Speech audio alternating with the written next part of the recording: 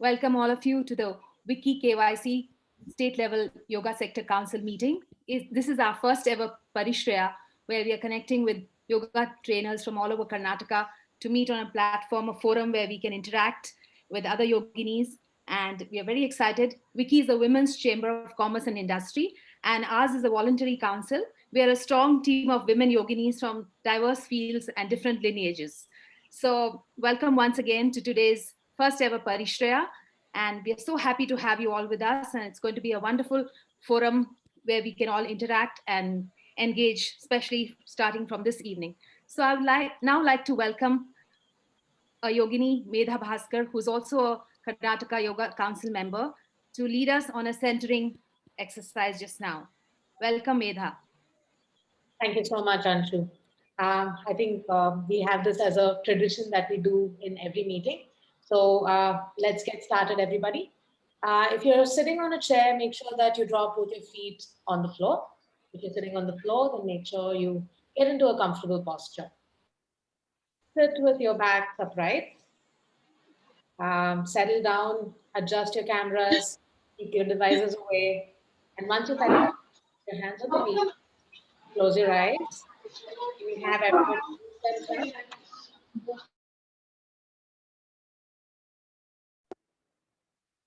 Yes. Put your hands on the knees, back lengthens, close your eyes, and take some time to visualize your entire body. However, you're sitting, visualize your entire body. Start with the base of the body. Become aware of the hip rested either on the chair or on the floor, the spine upright, resting on the hip, the flatness of the shoulders on the spine, the tall neck, the head. Slowly become aware of your face. Let go of any tension there may be in the face. Let your eyes gently be closed, jaws relaxed. Very slowly become aware of your regular natural breathing. Visualize a small hollow pipe from the throat all the way down to the abdomen. The breath freely interacting within this pipe, filling up the body with energy. As you inhale, notice the breath moving from the throat down to the navel. And as you exhale, notice the breath coming up from the navel to the throat and out.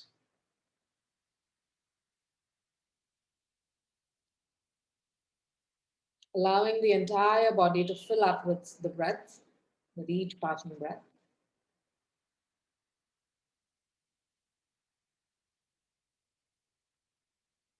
Keep noticing the cyclical movement of the breath.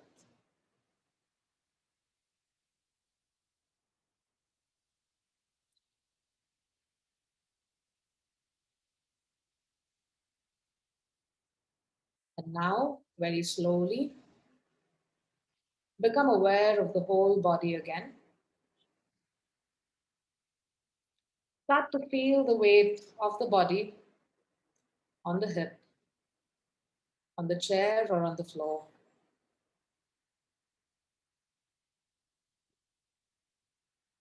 Slowly get ready to open your eyes.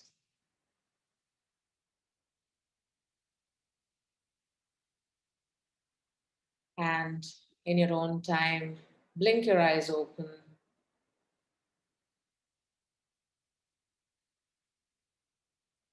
Welcome again to Parishraya.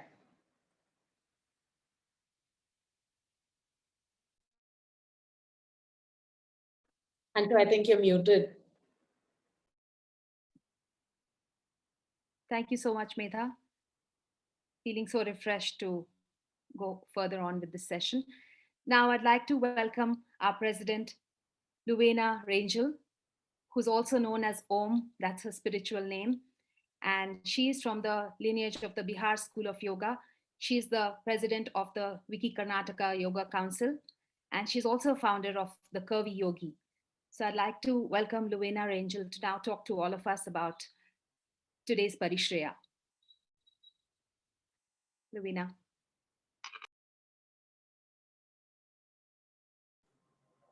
Namaste, everyone.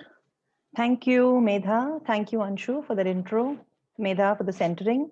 And for all of us who are here, first of all, welcome. Welcome to this Parishraya. It gives me great joy to see all of you here, to see many of you who I've known as names and through WhatsApp conversation, on Facebook chats, and today to actually see you. So I know I'm on Spotlight, but just let me put myself on gallery view so I can see all of you. Okay. Right. So welcome. If you'd like to turn on your videos, that'll be great. If you don't have sufficient bandwidth, then that's okay. But Galaxy M51, if you would please rename yourself, that is a requirement. What I'll do is, before I move on any further, I will invite my council member Soumya so that she can actually share some of the house rules that we have for the rest of the meeting today. Soumya, if you would please come online and share with us. Great. Namaste, everyone, and thank you all for participating in this very exciting event, maybe one of the first of its kinds in the world. And a few house rules. One is, if you can please keep yourself on mute, and if you have a question or comment, use your digital hand, raise your digital hand, and our moderator Anshu will call on you as appropriate. Or if you type something into the chat box as well, that would be wonderful. We have several of our council members here on the call today, and they are all noted through the initials on their name, KYC. And if anything, they may post something some relevant information, or if we don't have you on our lists, we may ask for your name and location just so we know who you are if your name is not listed as a name, but it looks like most people have names today. And finally, yes, if you have, we've also gone live on Facebook. So one of our members is also available there. So if you are on Facebook, if you're watching this from Facebook, you can type questions or comments there as well, and they will be fed into the Zoom room as well. Thank you. Thank you, Soumya. I think it always helps, when we are yogis, we know that we've got some rules that we have to do. So we have our yamas and when we have our niyamas. So it's nice to begin with that. Anyway, so we do have a couple of other people who are expected and they will come in. And first, I'd like to, thank you for all being here on time. We have so many of us actually who had expressed interest. And for those of you who registered using our form, thank you for sharing your experience. Thank you for sharing what you thought was something that needed acknowledgement. And before I go any further, let me tell you a little bit about what and who we are. So we are a council of women. We are formed by, just the similarity of being women in yoga. And as WICCI in itself, it is the Women's Indian Chamber of Commerce and Industry. It is founded and headed by our global chairperson, Dr. Harbeen Arora, who's also the chairperson of the All Ladies League. So they are sister bodies by themselves.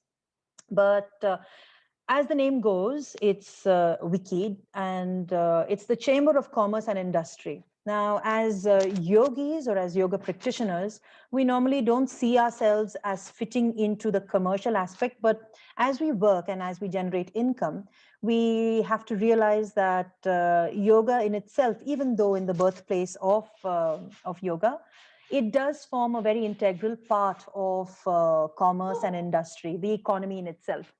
So on that note, it felt it was quite a bit of an honor for for me to be invited by the WICCI National Council in itself to say, let's have one. And I think one of the two very first councils that were established for yoga were in Karnataka and in Maharashtra. And the Karnataka Yoga Council was the first one who had a full bodied council with all our members, our vice president and our members. You've already met three of us, at least two. We've also got Nishara here on the call. Pushpa is here. Pragya is also here, and we've got others. So to know more about us also, we'll be having our Facebook pages where we interact with. We've got the Facebook page. This is just what happens, doesn't it? Whenever you have the least expected time, we have guests coming in. Of course, I couldn't go and tell them that we're having a WICCI Council meeting here. And dogs being dogs, according to their nature, are doing their noise behind. Anyway, so let's see. Sorry for that distraction. Anyway, so that's the first link that you'll see there that Medha has very kindly posted. Our Facebook pages have got the profiles and the bios of all our council members. So is my dog creating too much of a disturbance? Can you not hear me? Or are we good? A thumbs up? Okay, it's okay, fine. Thank you. So when we set up the WICCI Council, we were asked to create our own agenda. And what is the purpose of the WICCI Council? So before I could get my council members together, we worked on, or at least I've initially put the, the formulating points of what exactly do I want my council to do and what is the purpose of it. The generic purpose of the WICCI councils is to find solutions, to speak about solutions, to interact with the community, and to actually propose solutions to the government or governing bodies, policymakers, to make a difference to the community or the industry that we are from. So now if we are from the yoga industry, we would think that, okay, how would we actually propose all of this? Who is the local governing body? So as the state council, we do that. We do have, in fact, right from the time we established ourselves on the 21st of June of this year, what we did was we realized that we were right smack in the middle of the COVID situation. We were struggling. And as an industry, as a team of professionals who were very strongly hit by the pandemic, when we were where we were clubbed together with gyms and fitness centers, whereas yoga shalas don't necessarily operate like that. We do have a completely different system of working. But our yoga teachers were impacted terribly financially, especially with many of them being the sole providers and breadwinners for their family. It was a difficult situation. So we did initiate a petition, and it was also supported by many other organizations and schools, many shalas across the state. Who came in together to put this forward. And the reason is that as a council, we worked largely through 4 pillars that we thought we wanted to make a difference in. We spoke in terms, or our work is informed by advocacy for women in yoga, advocacy for women's issues and where yoga can come and fit in, which covers the entire combine of what yoga addresses. We're talking about physical, physiological, mental, emotional, social aspects of yoga, and how these can be informed by specific policies, specific projects, work that yoga can do to influence communities in this aspect. So that's advocacy. From advocacy, we move to the very core of what yoga does when it comes to asana or the practice in itself. We spoke about we focus on community, because at this point, we don't just look at women as community. That's our primary attention or our focus, but it's just the way you say, right? You do something for a woman and the entire family benefits. You educate a woman, the entire family gets educated.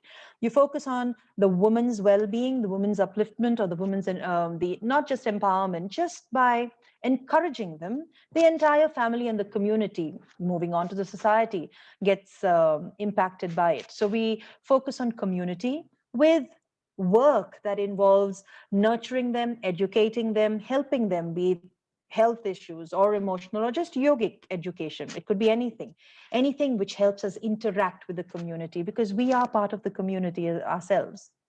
From there, we move on to funding. And funding is not for WICCI. It's not the funding for us. It is funding which involves advocacy and community building.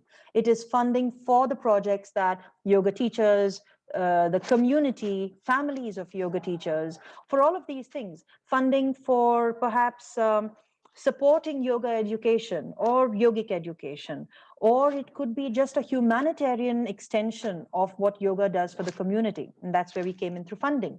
This is also a place where we interact with corporate organizations to see how corporates can actually associate with not only WICCI as a council, but to the community at large through WICCI, through the objectives, through the different projects that we aspire to work on, throughout this year and beyond. And it's not just an annual thing.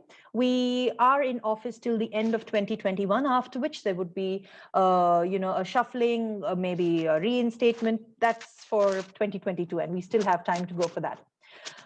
And then finally comes the main part of our pillars, which is governance.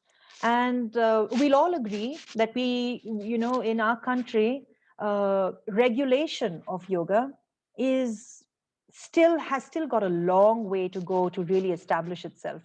We've got councils, we've got the ministry, we've got Ayush and everything. But when it comes down to each of us in our communities practicing, we don't have that much of governance, which informs us as policies. What should yoga teachers be doing?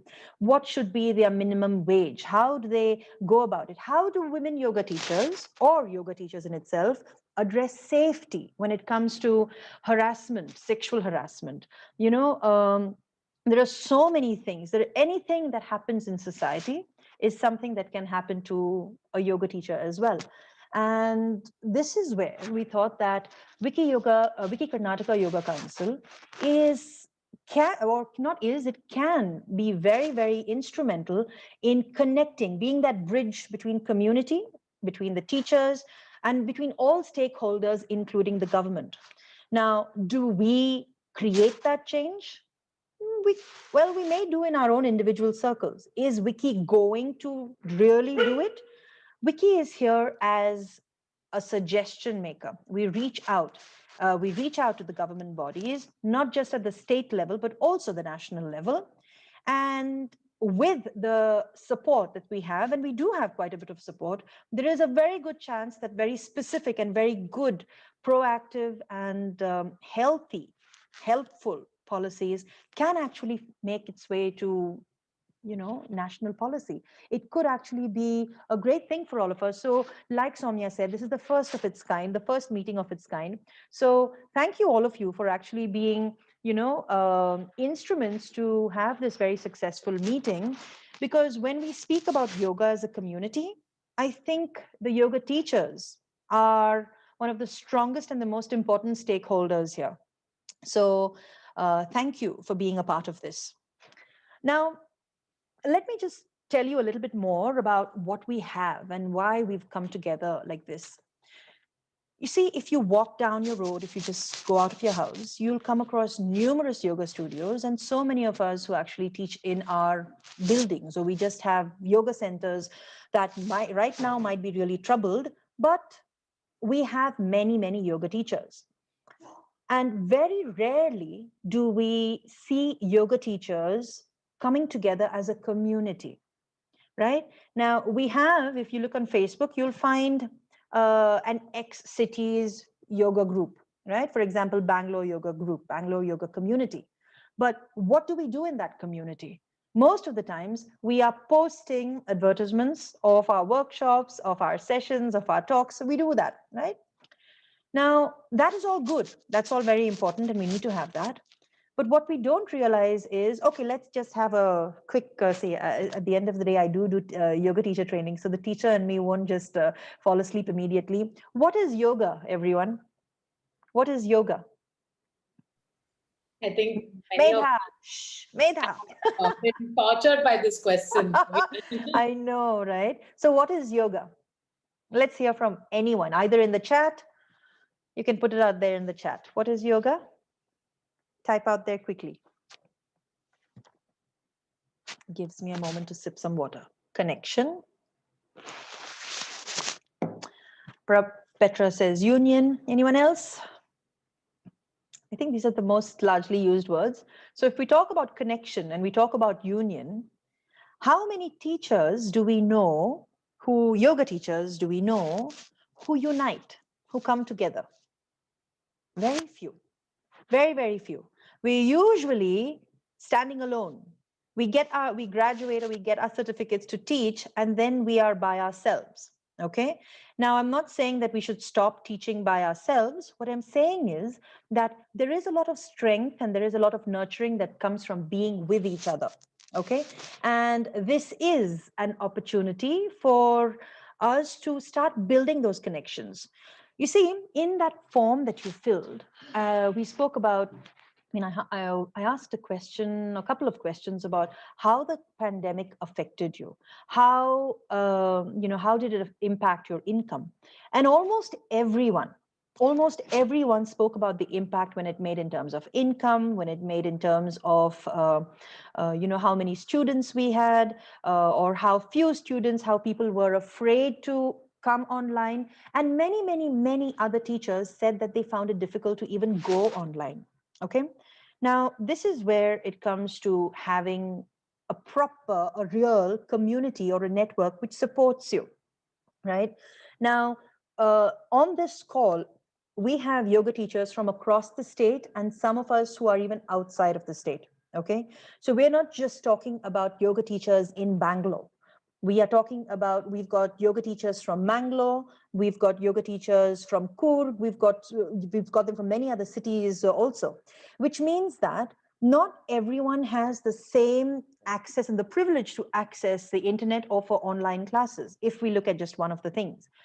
And we thought about this and we said, how do we meet these people? How do we reach out to them? How do we support our community so that they can actually build their teaching, that they can actually build their practice?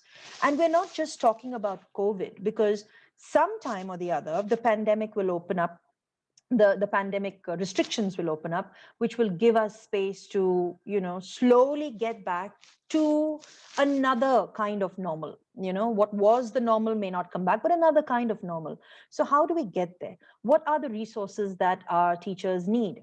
Not just the ones who have access to internet or who know how to get online, how to get on a Zoom call, how to get on a Google Meet session. Which one is better? How do you just promote yourself, right? And this comes with a very fine line that we as yoga teachers know when it comes to a dharmic way of promoting ourselves, or how much is too much, how much is too much marketing, how much is too much self-advertisement, but at the same time staying true to yourself as a yoga teacher. And we thought that instead of battling all of this alone, it's nice to have people with you. It's nice to have people with you who can listen to your pain points, who can probably put you in touch with people who may help, and who may actually consolidate a lot of these issues, brainstorm on them, have dialogue with our stakeholders, and actually be able to present a set of resolutions or a set of recommended guidelines that policymakers and decision makers can consider when they consider our future, our work, our income, our impact, all of it. And that's why we're all here. On that note, what I was thinking of also is that, you see, yoga is not just a business. Yoga isn't a business. Yoga, like Dr. Shilpa says there, is a way of life. And it's a way of life, but we live in times when we have to pay bills. We live in times when we have to put food on the table, that we have to sustain. And there is an exchange of, not just energy, but the financial aspect of it is important. We also are a community where our work, the work that we do, even if it's our own practice or our own teaching, is influenced and consolidated by work that is done by other organizations, work that is done by other communities. For example, we all use yoga mats, and we do know businesses who manufacture eco-friendly yoga mats, who manufacture or work with, deal with, sell yoga props, yoga accessories, the foods that can help to have a sattvic lifestyle. So we've got sattvic restaurants. The restaurant business also was affected. But when we talk about sattvic food, then we do think about yoga. And this community stands a very good opportunity to collaborate with other yoga teachers, to collaborate with other yoga businesses, to actually find connection with yoga practitioners, established practitioners, as well as newer ones. And that's one of the reasons that we have the Yoga WICCI Council, the Karnataka Yoga Council, as a platform. It's a platform that we will be looking to help with building collaborations, a platform that will open up with a number of ways in which you can learn and benefit from other complementary businesses, but at the same time have an opportunity to give us suggestions if you'd like to participate through the WICCI Karnataka Yoga Council.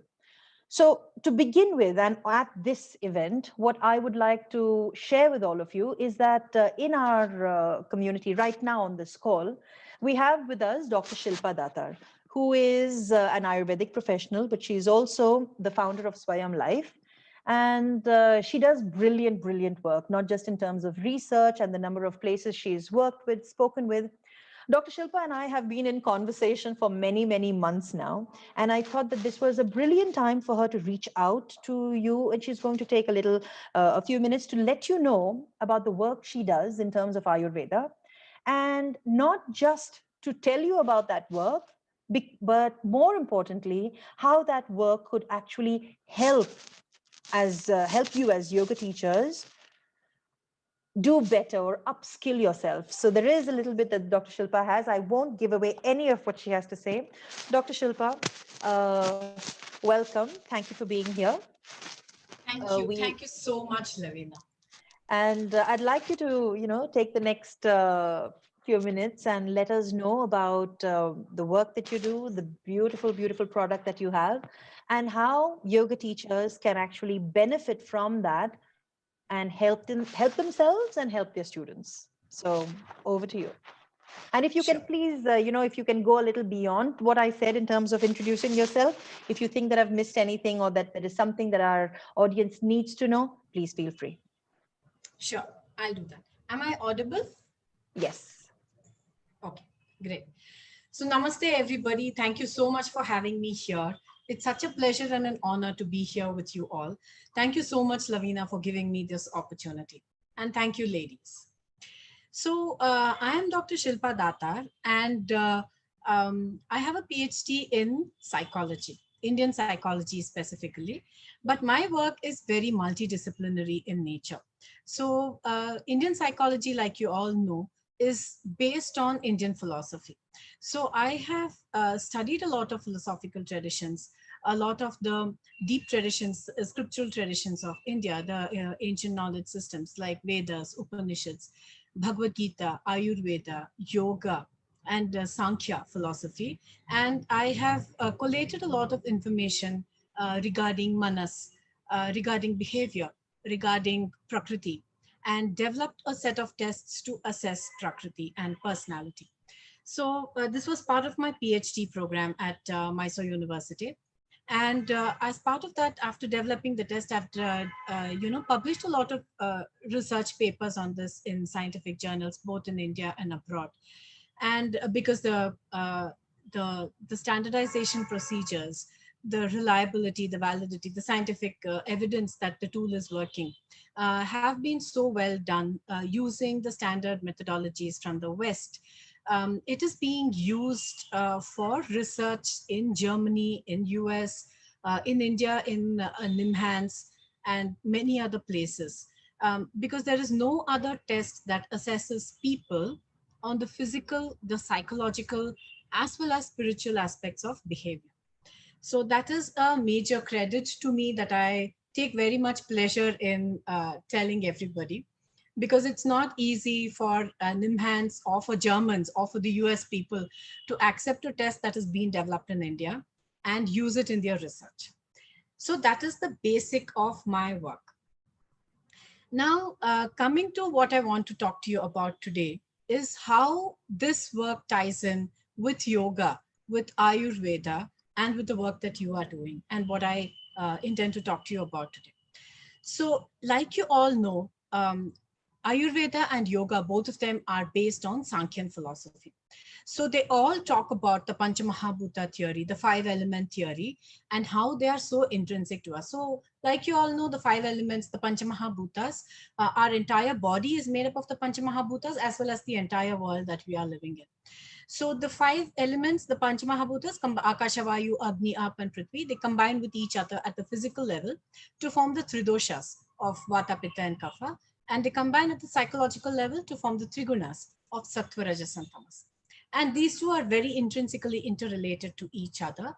You cannot say that one is missing. I am only Vata dominant. I am only Vata. I have only Vata in me, and I don't have Pitta and Kapha. You cannot say I have only Sattva in me. I don't have Rajas and Tamas. All six of them are necessary for an individual to even stay alive. So there might be various combinations and permutations, of course, but they are all necessary. Now, Ayurveda is the medical tradition, like we all know. So they talk about how this Panchamahabhutas, imbalance of these Panchamahabhutas leads to imbalance of the doshas, imbalance of the gunas. And they assess the Prakriti, they also assess the Vikriti, and they tell us what is in imbalance and how we can, what kind of medicines or what kind of practices need to be done to bring that imbalance back into balance. Now, that is the medical aspect of it. Now, if you look at yoga, yoga is the physical, the practical, the implementation aspect of the medical scenario that I was just talking about, which is what Patanjali Yoga Sutras tell us also. In fact, Vachaspati Mishra, in his entire commentary on Patanjali Yoga Sutras, links up everything to the Trigunas and how it is necessary for us to balance the gunas, the psychological aspect of our being, to be able to stay in health. And that is very necessary for us. So today, all of our diseases, if you take BP, if you take diabetes, if you take PCOD, everything is related to mental and physical imbalance. And they all have an effect on our body. So what we eat has an effect on our mind has an effect on what we eat and how we feel and how we behave. This is intrinsically linked to each other. But what I've also noticed, and during my work, I have also been interacting with a lot of yoga teachers across the world in the last 6 months, ever since COVID hit, to understand what is happening in the yoga situation worldwide, is that the Indian yoga, the yoga teachers have been impacted the most because we are not exposed to technology. I don't claim to be a yoga teacher. I am a yoga practitioner. I learn yoga. I go to a yoga class. I'm a very much, a beginner. I am not in your league at all. Okay. I am more into the theoretical aspect. I have done a lot of research, and that's my strength.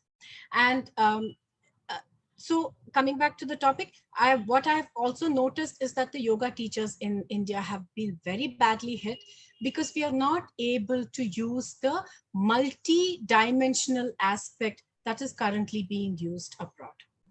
What happens is that when teachers teach yoga in India, it is only yoga. They only are looking at the poses, at how correctly the poses need to be done, and so on. But yoga is not just poses. Yoga is not just asanas. It is not just pranayama. It goes much, much, much and way beyond it. If you go abroad, they talk about bear yoga. They talk about goat yoga. They talk about lust yoga. That's not yoga. Yoga, according to me, is like Sanatana Dharma. It's a way of life.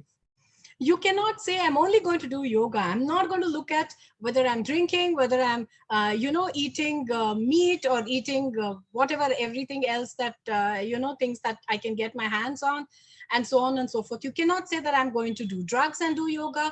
You cannot say I'm going to do a drink and do yoga. I can do smoking or whatever else it is and then do yoga. It doesn't gel. It doesn't work together. And we need to understand that and bring that value across to people. What has happened is that people don't understand that today. But according to them, yoga is just poses, but it's not just poses. Now, coming back to yoga and the poses and the asanas that we do, both Patanjali as well as Ayurveda, like I mentioned, they talk about Prakriti. Now, what is Prakriti? It is the physical, psychological, and emotional and the spiritual well-being of a person. Now, for Ayurvedic doctors, they are taught how to assess Prakriti over a 5.5-year medical course that they undergo. For yoga teachers, it's a 1 or 2 hour introduction that they are giving in their yoga teacher training course, and with which they are expected to know how to assess Prakriti. But that is not possible. Prakriti assessment is an entire topic by itself, based on which I've got my PhD. So I know how difficult it is to assess Prakriti. And even two Ayurvedic doctors will not agree to what the Prakriti of a person is because it's so subjective. With that background, when we look at, I want to bring to your notice that there is a lot of research that has happened in Australia where they are stopping people from doing yoga because it is affecting them and bringing a lot of, risk and injury to their lives.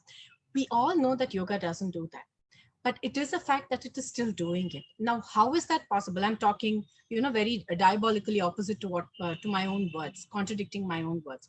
The reason is that a lot of yoga enthusiasts, as I call them, are practicing asanas and pranayama just to prove that they have a very physically, flexible body. The thing is that asanas and pranayama are meant to be performed based on your prakriti, based on the vikriti that you are having, to bring it into balance and to stay in balance.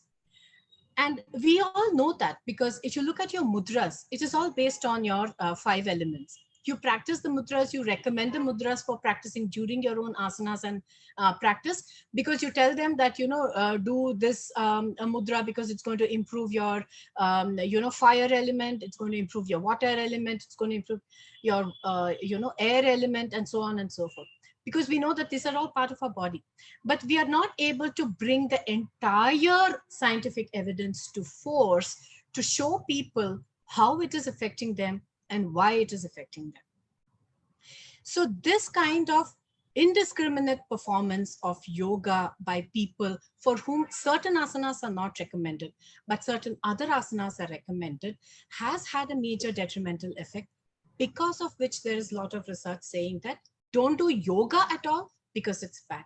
Now, if something like that happens, we all know that all of us are going to be hit, and more than being hit economically or in, socially or any which way, the entire industry is going to take a beating, because everybody is going to say that yoga is mumbo jumbo.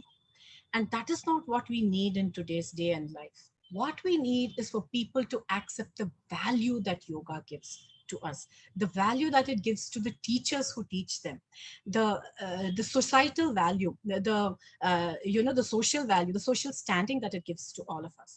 To do that, what we need to do is to adopt scientific practices and be able to show people that the value, that we understand the value, and that we are not working in silo. You need to have a collaborative effort, a multidisciplinary effort where you are bringing together different thoughts, different principles, all based on science, all based on research, and all based on scriptural texts, to show that you are to understand ourselves, and then to show people how we are in tandem working with science to bring health and wellness to the fingertips of people. Now, to give you an example, let's talk about a person who is, maybe a 45-year-old person. It could be male or female, who is pitta dominant. Let's say we all know that pitta dominant people have a tendency to develop high BP towards their 40s, early to late 40s, and so on. If they don't take care of themselves, it could be earlier too. Now, pitta dominant people are generally very aggressive. They tend to get angry a lot. They tend to eat a lot of oily and fried food and spicy food, which again tends to increase that anger, again tends to increase that assertiveness and aggressiveness and so on. Now, such people, without understanding their prakriti, some pitta people are also a little obese. It doesn't mean that they are kapha. So just by looking at a person, you cannot decide whether they are pitta or kapha or whatever prakriti dominant. It needs a lot more than, like we all say, don't judge a book by its cover. That's very, very true as far as the doshas and gunas are concerned. So in case such a person decides, maybe he might be also very agile, he or she may be very agile. So you are making them do, Shirsasana or Kapalabhati Pranayama, Kapalabhati Kriya, or some other pranayama, which is going to increase their pitta component, their fire element in them more. Initially, it might start with acidity and then regurgitation. They also tend to develop a lot of neck issues, back issues because of this thing, stomach issues. Towards the later stages, when this goes unchecked, ulcers are the next step, which is also extremely painful, and lots of bleeding and all that occurs. Towards the end, such people are also prone to develop stroke and other medical complications. Now, this is exactly what Australian press is talking about. And a couple of other countries also have started following that. Now, they don't understand that this is because of wrong yogic practices based on wrong Prakriti analysis, or people across the world don't even understand the value of the knowledge itself that yoga is based on Prakriti is not there. So it is only with an educated population, like the yoga teachers of WICCI, and especially because I know the kind of work that Lovena is doing, and the kind of rigorous scientific methodology that she adopts, and she enforces everybody to adopt, that I'm confident about this. It is only with an educated population who have the knowledge, who have the mental inclination to understand the different aspects of health and well-being, that we can talk about this and explain to them. If you go to a local, a regular yoga teacher who's doing it free in a club, in a laughter therapy course, and tell them something like this, they're not interested, because they're only looking at how these people, because they're doing it free, they're also getting a lot of benefits from the community. So they don't want to give that up, and they don't want to bring in any aspect of, bringing in science and methodology into it, because they're very happy doing whatever, they're doing. So in this scenario, there's nothing much we can do. But bringing some sort of a scientific effort to this is something that I strongly feel would really bring the entire community up, as well as, bringing the community of women onto a footing where we are able to hold our own and command the value and respect that we deserve. That is a major thing. And to this end, we are a group of people who are working both in the US and in India, trying to bring this knowledge and trying to work with yoga teachers, to bring this up to them. So we are involving yoga teachers in so many other aspects also, like I've been talking to Lovena about. And I would be happy to interact with all of you on this again, where we're trying to bring the entire platform together and support yoga teachers for this, on this scientific journey to take it to the world. So if you have any questions, please get back to me. I think my time is up and I will wind up now. And I will leave my coordinates on the chat, and feel free to contact me for any information and to just have a discussion with me. I would love to talk to anyone. Thank you so much. Thank you so much, Lavina. Thank you, Anshu. Thank you very much. Thank you, so Dr. much, Shilpa. Dr. Shilpa. I have to share at this point that, instead of keeping it so, so we don't want to actually hold the surprise from people, but I just want to let you all know that you do need to, if you've liked what Dr. Shilpa has shared so far, then please do get in touch, because Dr. Shilpa's platform and the product that she has is truly, truly beneficial for yoga teachers. I've seen it. I know we haven't experienced the full program, but I have taken the test which Dr. Shilpa had. It's very simple. It's very simple. Of course, for me, it was a little different because I knew what it was. I know about Ayurveda, but the program in itself is a tool that can help people who have zero idea about Ayurveda, but still be able to use the depth and the rigorous way in which Dr. Shilpa's platform has been built to actually help yoga teachers teach their students and reach out to their students or in this Prakriti-based method. So first of all, Dr. Shilpa, if I haven't already told you 1,000 times, I must tell you again in front and on behalf of my council and everyone else, thank you for that brilliant, brilliant work that you've done, for that gift to yoga teachers, that gift to our own Samskriti, our own country, because it really is something when we give back to the community. So yes, please feel free to drop, your coordinates And on the the chat. point is also to, generate some sort of an additional income for yoga teachers. So that is what we are trying to do. And I would love to interact with, everybody if they can get in touch with.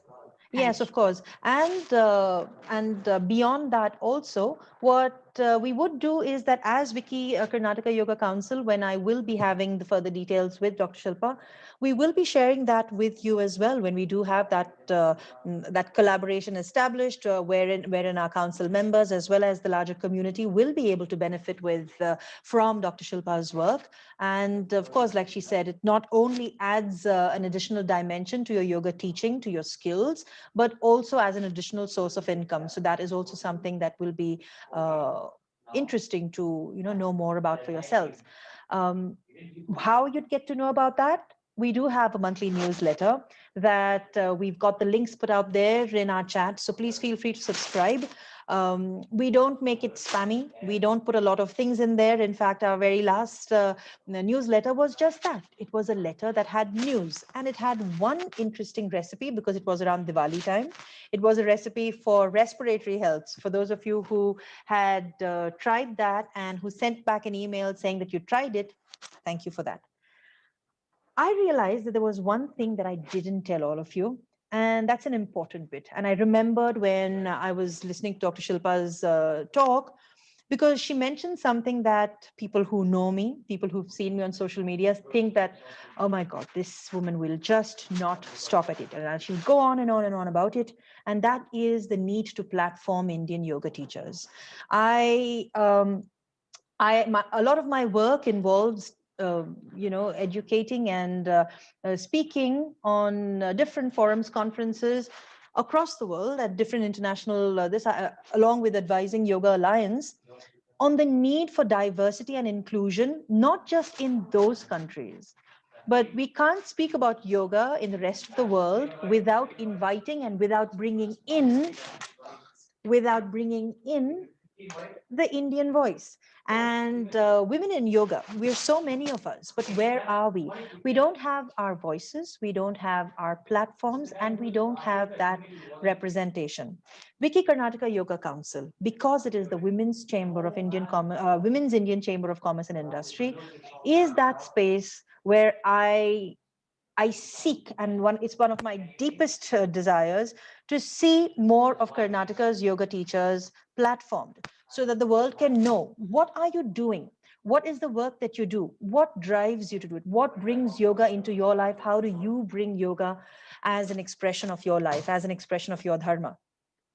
On that note, everyone, I would like to end that little session of ours of mine as well. But this is where you come in. And Anshu, would you like to take it on from here so that I can have another sip of water? Yes, sure. Hi, everyone. So it was wonderful to have you all over, but we're not ending the session just now. I'd also like to thank Dr. Shilpa Datar again and Lovena. We now have a Q&A session, or if there's anything that you want to say, you can please raise your digital hand and then speak up, and then all of us will answer your queries, or if there's anything that we can talk more about, we can have a small discussion about something that interests you or that's topical about yoga. I see one question there. I see one from Deepti, which says, why only Karnataka? Why not other parts of the country? I'll take the first answer, the first question. Why only Karnataka? Because I am president of the Karnataka Yoga Council. Why not other parts of the country? There is no answer to that because it does include other parts of the country. We're just two councils for yoga in India, and the Karnataka Yoga Council is the most, active. And we reach out to women yogis from across the country. In fact, there are people from outside of India as well. But yes, we are in various stages of different projects. Right now, we focus on Karnataka because it's almost like think global, act local. My local right now is Karnataka.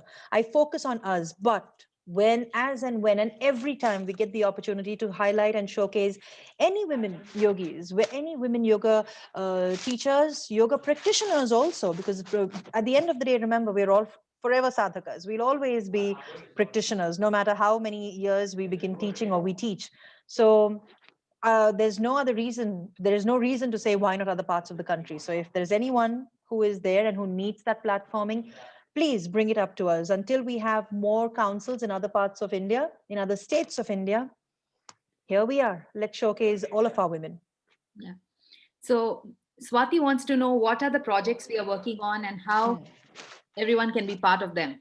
Right. So a couple That's of a nice projects. question. Yes, that's a brilliant question, actually, because when we started off seeking projects, you won't believe it, we had a list of over 84, 87 projects, Anshu. Okay. Yeah, we had so many because we had so many ideas. Now, the thing is that right now, then we decided to crystallize them and look at projects, anything where Karnataka Yoga Council can influence or impact under the 4 pillars, but it can be anything, because if you talk about community, it covers everything. But projects that we're looking at projects which enhance women yoga teachers' income.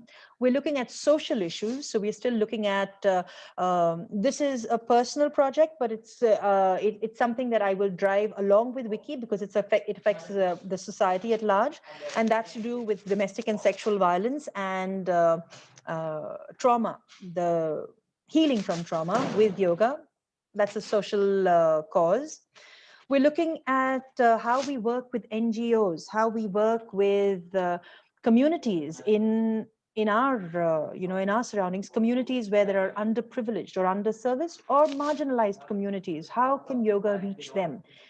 Of course, considering all precautions, considering all safety aspects of it. So this is where we brainstorm. Not everything is always online asana or offline. Like we said, yoga is a way of life. There's much more to yoga and a yoga teacher to create that impact. Some of the other things that we did already, when this was not necessarily on the agenda, but I say that if it comes up for a good reason. When Dr. Shilpa mentioned about the prevalence of beer yoga and naked yoga and ganja yoga and all of these things that come up, many of us in the WICCI Council, all of us are yoga teachers, all of us are practitioners, but the teachers present are teachers from the different lineages in India. We come from different sampradayas. We're not just from one particular source. So we all think very differently.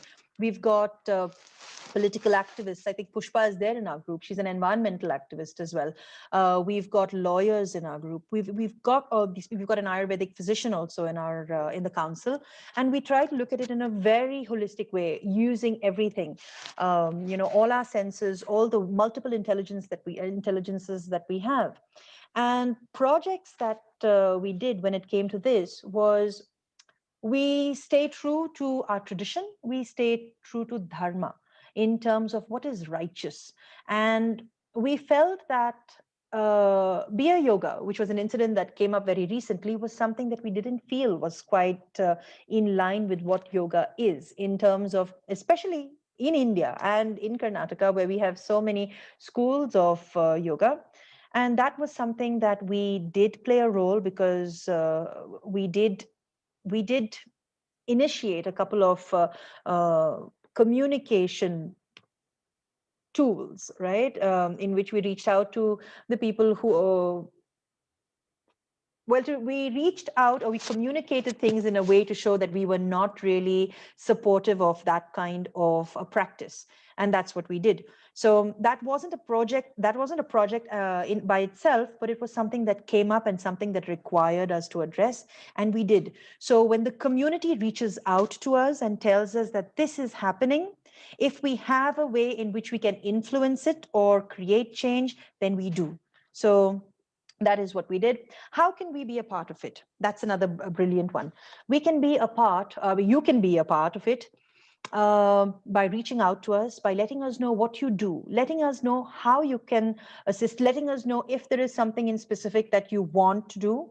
When we have the projects consolidate it as a ready to roll project, then we'll be putting it out on social media, on our channels. We've got our links there on the Facebook pages, on the community group where there's more interaction, as well as our newsletter, asking for volunteers, asking for members who would help be a part of it. Very recently, in our last newsletter also, I shared this message on teaching for equity. Now, this was not a WICCI Karnataka Yoga Council led initiative. This was an initiative by the Yoga Alliance. Now, I know that Yoga Alliance in India is not necessarily what we consider as the place to go, right? But they were offering support to teachers who are teaching marginalized communities. Today is the last day that they'd be, looking for applications. But these were some of the projects that we didn't initiate, but we collaborated with them. We supported them in sharing the word so that teachers who do teach in these communities can get teachers who teach in these communities for minimal or no pay. Right? That was the clause. Teachers who teach yoga but didn't get paid for it, especially during the pandemic. So these were the teachers who they were looking to support and offer a stipend. Now we're looking at replicating or having a similar kind of a project here in India. So our Indian teachers who are driven to do this kind of work will be supported by the community. Remember, there was a time when yoga teachers were elevated to such an extent that the community provided for their needs. Now, that'll be asking for too much in 2020 to have the community say, hey, can you come and pay my bills?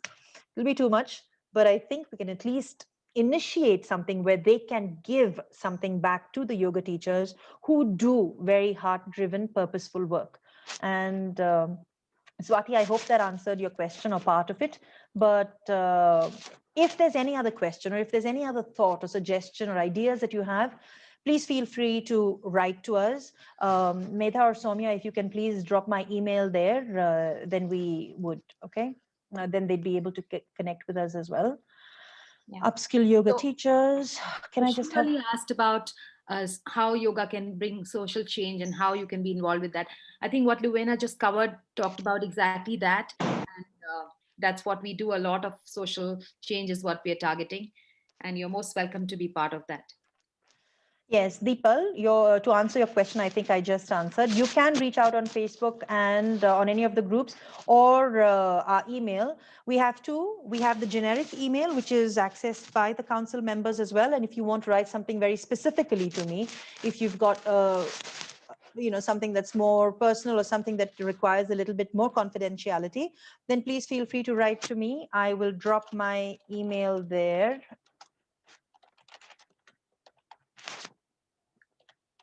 Zoom chat box are very tiny, which means that glasses don't always work. Oh, sorry. I think I replied to someone who sent me a private message. Okay, I'm sorry about that.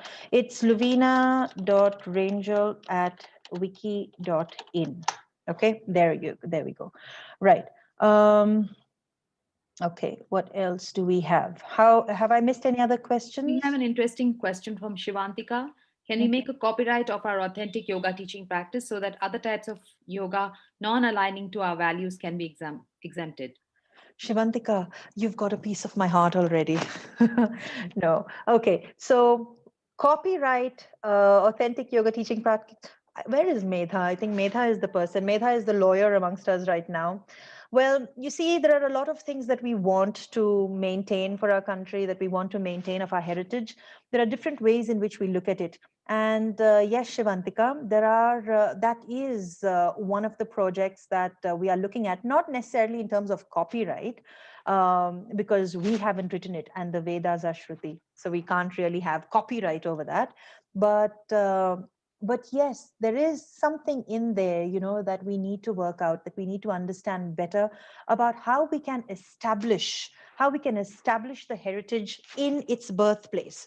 Because right now, if you look for text, so if you look for translations, everything is from someone else. Someone outside of India has translated it, and it doesn't really give authentic voice to the Indic or the Hindu thought behind that particular tradition, or even if it is the yogic thought about it, the exact scriptural one.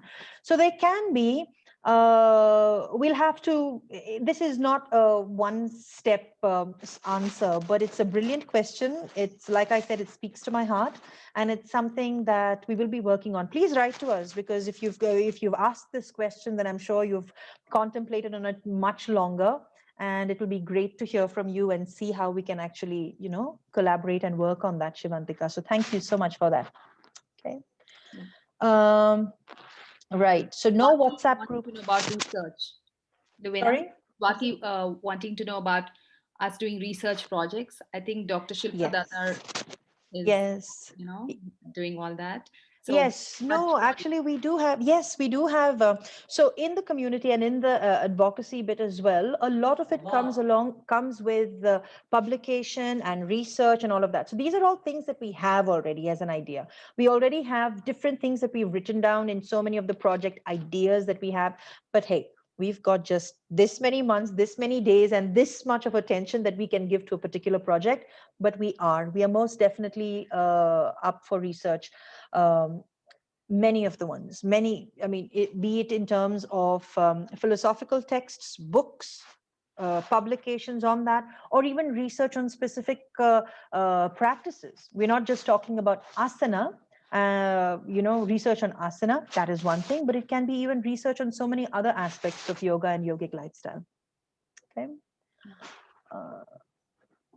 Yes. So another thing that I also wanted to share before we quickly close, I know we've overshot by 2 minutes. It is that we have a couple of events at WICCI Karnataka Yoga Council that we do every month. One is the Yoga Anubhav, and the other one is the Yoga Samvad.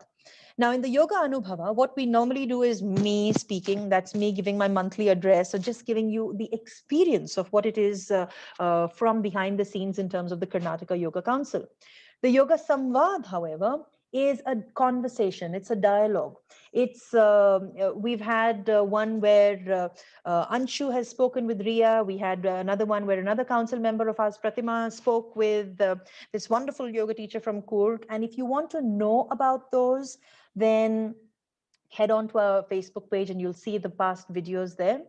The yoga, this particular one that we had, oh wait, before we go for here, the last one that we had was a very educative and informative one on Ayurveda. It was an Ayurvedic conversation where we spoke about women, about yoga and hormones. It was attended by a huge number of people. The response was fabulous. We had people from outside of the country as well. And please stay connected with us, so to let us know what you'd like to know more of, what you'd like to hear more of.